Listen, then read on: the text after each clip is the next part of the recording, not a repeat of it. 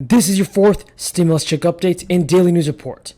So be sure to stay until the end of this video to find out the latest news about the fourth stimulus check. So it is now being reported that millions of families will receive less money from the new round of relief payments. That's due to a new system error. So let's talk about the matter at hand. How are we going to get this plane landed? So we got to get this plane landed by doing two things. We've got to provide real support for the American people and a meaningful attack on the climate crisis. And we got to pay for it in a way that works toward just unrigging the system a little bit. Those are the two pieces we've got in motion. It's always hard to solve a bunch of things at once, but I think we're making progress. That's so interesting. I mean, at this point, there's a little bit of a rush, though, don't you think, Patty Kay, just in terms of these elections we have with the midterms coming up? I feel like the Democrats really need something that they can, with meat on the bones, that they can really run on in the final days of the election. I mean, when we're looking at some of these close races, Terry McAuliffe here in Virginia, it would help, wouldn't it, if there was something that he could say that we got done, the Dems got done? So, I mean, Democrats in the White House, economists in the White House, Democrats on Capitol Hill have been saying for weeks now, look, in history, when we look back at this, what will matter is that we get it done. They won't mind that there was a couple of weeks delay. You know, when I was a kid, I thought Social Security was largely a benefit for retirees, and especially young people. It's so important for us to know that Social Security is there for all of us.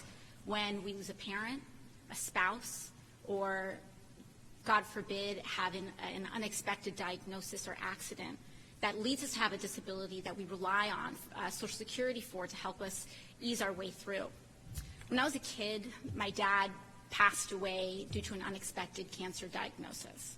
I was the daughter of a domestic worker, and Social Security checks helped my family through. It's why my brother and I were able to go to college.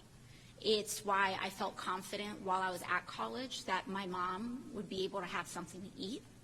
And to have that social safety net isn't just good for us individually for peace of mind. It helps us feel like we are part of a society that respects our elders and values our vulnerable. After I graduated college, in the wake of the Great Recession, it was devastating for working families like mine and my family. And after, I worked in a restaurant as a waitress.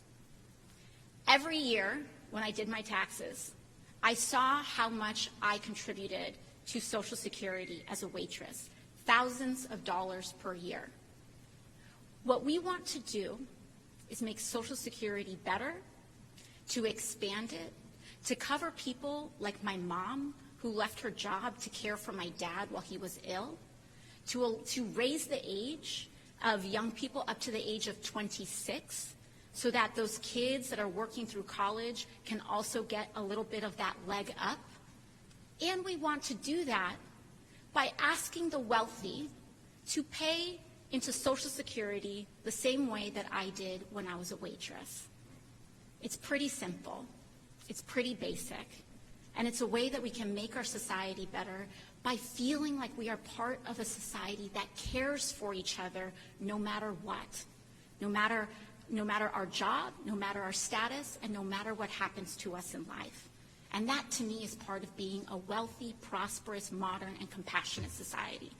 And I thank Representative Larson for championing this legislation, and to all of our colleagues for ensuring its passage and its continued support. Senators are also debating on who in the United States needs to receive more crisis relief benefits. A system error, everybody, is now leading to some families receiving less money for the last 3 months of their child tax credits. This includes October, November, and December payments. Now, families that notice they received less this month is because some were overpaid last month. The overpayment happened with delayed payments incurred. 700,000 American families felt the impact, and now some of these families will get smaller payments for the remaining 3 months to offset the difference. It's unknown exactly how many families will be impacted, but even if it's 1% of that 700,000, then 7,000 families will have to deal with it. The average overpayment was $31.25 for children between 6 and 17 years old. and $37.50 for children under 6. This means families may see $10 to $13 less per child for the remaining payments. And most of these families are the ones who updated their information using the portal. Letters will also be dispersed to those impacted. Joe Manchin of West Virginia came under fire this week from progressives after his intent to place an income threshold of $60,000 in child tax credit payments. These payments have been crucial to sustaining families during the crisis. Among cuts to President Biden's Build Back Better plan is the enhanced monthly child tax credit. Right now, it looks like the child tax credit will only be extended for another year, instead of the 4 years originally proposed. In addition, Joe Manchin is proposing an income cap of $60,000 per year to families to receive the enhanced credit. And this would mean that more than 37 million children across the country would lose access to the credit, which currently offers $300 per month to qualifying children under 6 years old, and $250 per month for children ages 6 and up. Economists say that if they were extended through 2025, the enhanced child tax credit will reduce the child poverty rate from 14.2 to 8.4%. That would mean nearly 40% of fewer children across the United States living in poverty.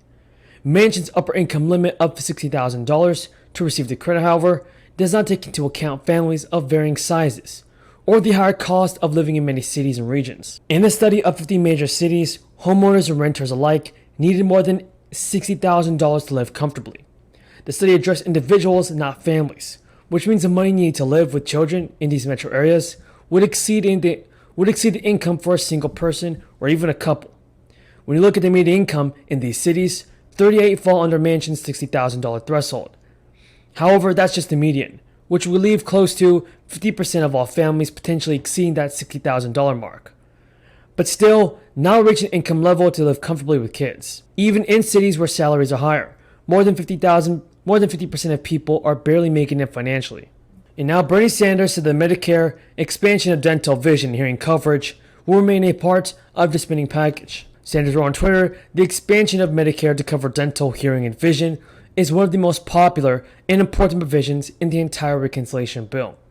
It's what the American people want. Earlier this week, Biden leaned towards scaling down the initial $3.5 trillion spending package to between $1.75 trillion to $1.9 trillion.